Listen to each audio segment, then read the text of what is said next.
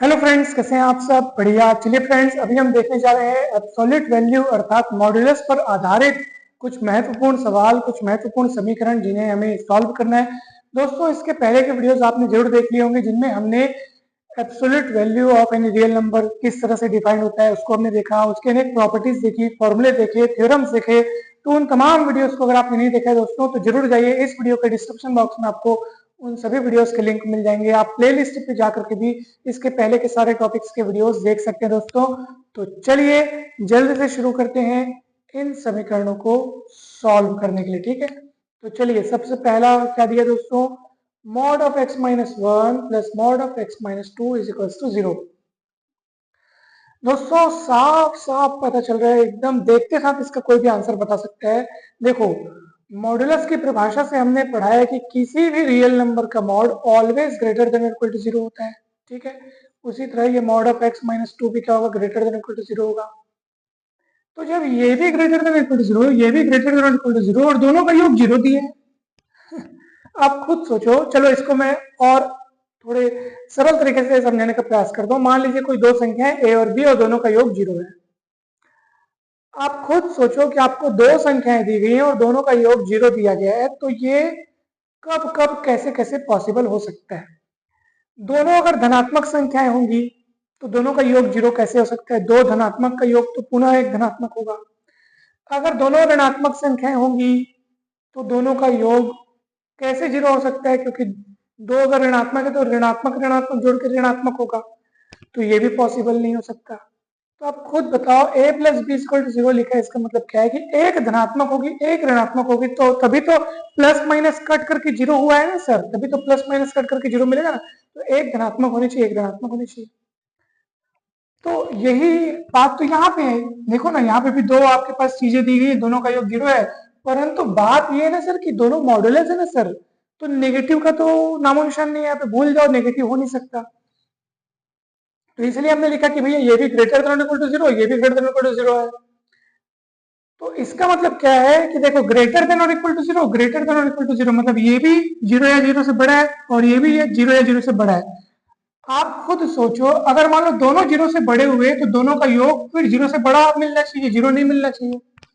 या अगर मान लो इन दोनों में से कोई एक 0 है और कोई दूसरा 0 से अगर मान लो बड़ा है, तब भी गुणा सॉरी तब भी इनका जो योग है वो 0 से बड़ा मिलना चाहिए। क्योंकि आप खुद सोचो, इन दोनों में से कोई एक मान लो, इन दोनों में से कोई एक मान लो 0 है और कोई एक जो है वो 0 से बड़ा है, ठीक है, तब भी दोनों का योग 0 से बड़ा मिलना चाहिए। आप खुद सोचो, कोई दो संख्या है जिनमें एक 0 और कोई दूसरी 0 से बड़ी, तो दोनों को जोड़ने पर कुल मिला के 0 से बड़ी मिलेगी।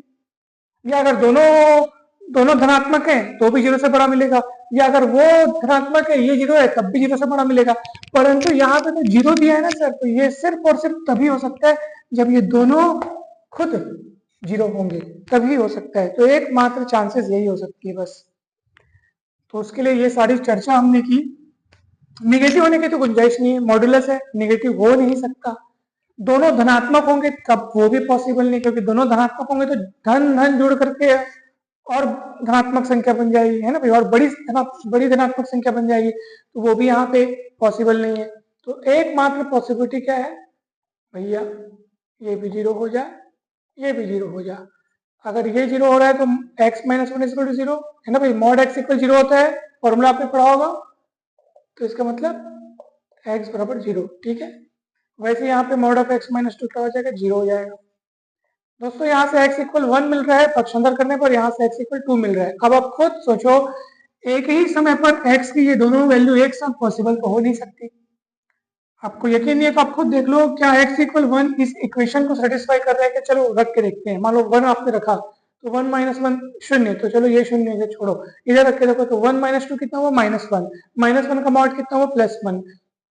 तो क्या +1 जो मतलब इधर अपने को 1 मिल रहा है, उधर क्या लिखे 0, तो 1 थोड़ी ना 0 के बराबर होता है, 1 0 के बराबर नहीं होता है। मतलब ये वाली वैल्यू उस समीकरण को सेटिस्फाई नहीं कर रही है, मतलब ये उसका एक सॉल्यूशन नहीं है। चलो x इक्वल 2 को चेक करो, क्या ये इस इक्वेशन को सेटिस्फाई करता है क्या? x से जगह 2 रख के देखो तो 2 माइनस 1 कितना हो रहा है, 1, मतलब मॉड 1 की वैल्यू 1, मतलब ये 1 आया है। और x इक्वल 2 यहाँ रखोगे तो 2 माइनस 2 0, मतलब ये 0 हो जा रहा है। तो 0 प्लस 1 इक्वल टू 1, और इस तरफ क्या लिखा है 0, तो 1 इक्वल 0 थोड़ी होता है। 10 के बराबर थोड़ी होता है, तो इसका मतलब क्या है कि ये भी उसको सेटिस्फाई नहीं कर रहा है, यानी मतलब इस समीकरण का कोई सॉल्यूशन उपलब्ध ही नहीं है, विद्यमान ही नहीं है। तो इस तरह से हम लिखेंगे कि नो सॉल्यूशन। ठीक है दोस्तों, तो इसका कोई सॉल्यूशन नहीं है। चलिए अब आगे बढ़ते हैं।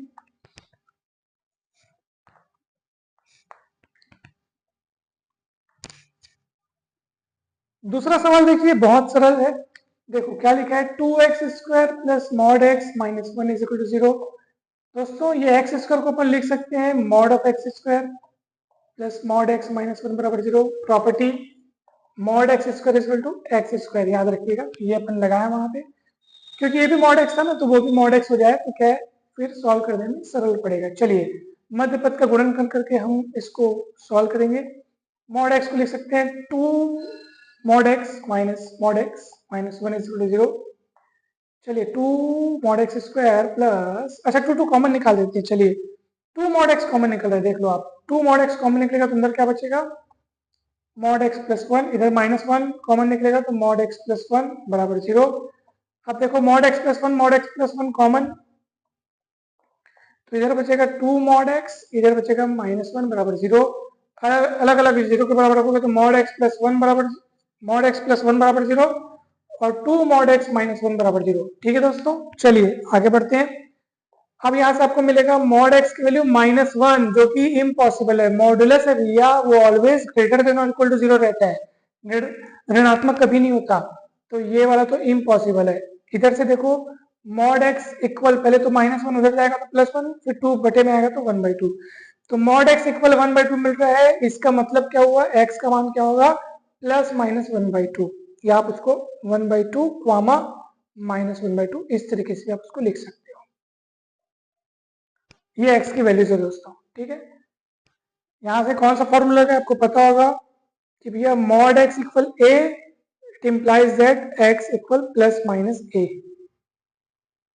ठीक है, तो आप इस तरह से भी लिख सकते हो। अगर आप सॉल्यूशन का सेट बनाना चाहो तो आप ऐसे लिख सकते हो -1/2 कॉमा 1/2, ये सॉल्यूशन सेट होगा। ठीक है, हलों का समुच्चय इस तरीके से। तो देखो दोस्तों बन गया, कहीं पर भी डाउट है तो पूछिए दोस्तों, बहुत सरल है। ठीक है, ये देखो, ये अब आपको अच्छे से नजर आएगा, ये देखो ऐसा। ठीक, चलिए अब हम बढ़ते हैं आगे। तो ये क्या है, ये सॉल्यूशन सेट है, उसमें कहीं कोई कठिनाई नहीं दोस्तों, बहुत इजी है, कहीं पे भी कोई कठिनाई नहीं है। चलिए अब देखते हैं हम तीसरा सवाल।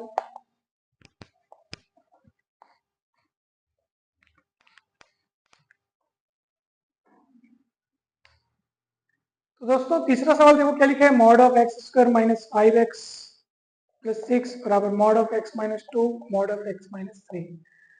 दोस्तों चलिए यहाँ पे फिर से आप मध्य पद का गुणनखंड करेंगे, x square minus 3x minus 2x plus 6 mod of x minus 2 mod of x minus 3। यहाँ पे देखो आप एक्स एक्स कॉमन निकाल रहे हो, एक्स माइनस 3, फिर -2 कॉमन निकाल रहे हो, x minus 3 mod of x minus 2 mod of x minus 3। अब आप देखो एक्स माइनस थ्री कॉमन निकल जाएगा, यहाँ बचेगा एक्स, यहाँ बचेगा 2। अरे वाह, ये तो गजब हो गया। आप गौर से देखो, ये अपने आप में एक आइडेंटिटी है। कौन सी आइडेंटिटी आपने पढ़ा होगा, mod of A B is equal to mod A mod B.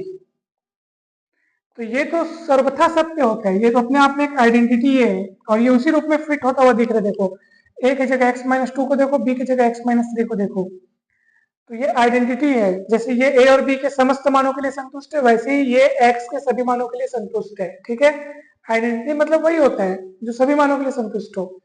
तो ये x के सारे मानों को ये रखता है, या यूं कहें कि x के सारे मान इसमें रखने पर ये इक्वेशन सेटिस्फाई होता है, इसलिए इसका सॉल्यूशन क्या होगा, तो set of all real numbers. ठीक है, set of all real numbers इसका सॉल्यूशन होगा। तो सॉल्यूशन सेट क्या होगा, R, मतलब x के सारे मान इस समीकरण के हल हो गए, कोई भी मान इस समीकरण को सेटिस्फाई कर रहा है। ठीक, क्योंकि ये अपने अपने आप में एक आइडेंटिटी के रूप में कन्वर्ट हो गया है। तो इस तरीके से आप कहेंगे कि इसका सॉल्यूशन क्या होगा, पूरा का पूरा आर, ये इसका सॉल्यूशन सेट हो गया। ठीक है, मतलब हलों का समुच्चय क्या होगा, आर। ठीक है दोस्तों, चलिए ये भी सवाल बन गया। चलिए अब देखिए चौथा सवाल। तो चौथा सवाल क्या दिया है, root over X square minus 2x plus 1 बराबर 1 माइनस एक्स। दोस्तों देखो ये सूत्र है पूरा, x माइनस 1 का whole square is equal to 1 minus X. ठीक है दोस्तों, आप इसको लिख सकते हो mod of x minus 1 is equal to 1 minus X. कैसे हुआ ये, यहाँ से ये कैसे हुआ आपको पता होगा, mod of x is equal to root over X square according to definition of modulus. ठीक है, तो पहले तो ये सूत्र होता है इसका पूरा, फिर देखो root over mod of, sorry, root over X minus 1 का स्क्वायर मतलब mod of x minus 1 is equal to 1 minus X. दोस्तों आपको पता होगा, आपको ये बात पता होगा कि मॉड ऑफ x माइनस 1 को हम लोग, मॉड ऑफ x माइनस 1 को हम लोग 1 माइनस मतलब मॉड ऑफ 1 माइनस एक्स भी लिख सकते हैं। अब ये कैसे होगा, तो यहाँ पे mod of x minus Y is equal to mod of y minus X वाला आप कारण लिख सकते हो। ये फॉर्मूला है भाई, अल्टा पल्टी कर सकते हैं, हो गया। अब यहाँ पे क्या होगा दोस्तों, अब ये बात बताइए, mod of 1 minus X is equal to 1 minus X दिख रहा है, मतलब साफ साफ पता चल रहा है कि 1 minus X is greater than equal to 0। कैसा पता चला, जब कभी mod of X equal X होता है तो ये सिर्फ तब होता है जब x की वैल्यू 0 या 0 से बड़ी हो। ठीक है दोस्तों, इस बात को आप याद रखिएगा। तो चलिए अपन आगे बढ़ते हैं। तो यहाँ पे आपको क्या दिख रहा है, 1 माइनस एक्स जो है, 1 minus X is greater than equal to 0 हो गया। तो यहाँ पे आपको मिलेगा क्या, क्या मिलेगा, x उधर पलटाओगे तो क्या मिलेगा, 1 is greater than equal to X, या यूं कहिए कि x is less than equal to 1, यानी कि 1 और 1 से छोटे सारे रियल नंबर्स इस समीकरण के हल हैं। तो उसको अपन कैसे लिखेंगे, अब 1 से छोटे मतलब कहाँ तक जाएगा उधर, तो उधर तो कोई अंत नहीं है, तो इसलिए हम लोग माइनस अनंत से लेकर के 1 तक का क्या बनाएंगे, एक इंटरवल बनाएंगे दोस्तों, ये इस तरीके से। ठीक है, तो ये इसका सॉल्यूशन सेट होगा दोस्तों। ध्यान रहे अनंत, ये जो माइनस अनंत है ना उस तरफ छोटा कोष्टक लिखा है, क्योंकि माइनस अनंत वास्तविक संख्या नहीं होता है तो वो इसमें शामिल नहीं है। ठीक है, तो इस तरह से ये बनेगा दोस्तों। कहीं पर भी कोई भी डाउट हो तो जरूर पूछिएगा, कहाँ पे कौन कौन सा फॉर्मूला लगाना है, कौन कौन सा कहाँ पे कारण है, ये आपको बहुत अच्छे से वहां पे एक्सप्लेन करना होगा दोस्तों। तो ही तो सवाल बनाने का मजा है, तब तो आपको अच्छा लगेगा कि हाँ हमने ये पूरा सवाल बनाया है करके। तो कारण आपको बताना पड़ेगा कि ये ऐसा होता है, ये हो सकता है, mod of X equal X होता है तो इसका मतलब X is greater than equal to 0 हो। या आप इसको दोनों तरफ से भी लिख सकते हैं भैया, यदि और केवल यदि वाले नियम में ये सत्य होते हैं, mod of X equal X, यदि और केवल यदि X is greater than equal to 0। ठीक है दोस्तों, तो इस बात को आप सदा याद रखिएगा, कहीं पर भी डाउट आए तो पूछिएगा। तो दोस्तों ये हुआ चौथा समीकरण। अब पांचवा और छठवा आपका होमवर्क है दोस्तों, ये दो आप होमवर्क करेंगे, कहीं पर भी डाउट आएगा तो पूछेंगे दोस्तों। ठीक है, तो आज के इस वीडियो में इतना ही दोस्तों। हम आशा करते हैं कि आपको ये सवाल बहुत अच्छे से समझ में आएंगे, कहीं पर भी डाउट होगा तो जरूर पूछिएगा, पिछले सारे वीडियोस जरूर देखिएगा।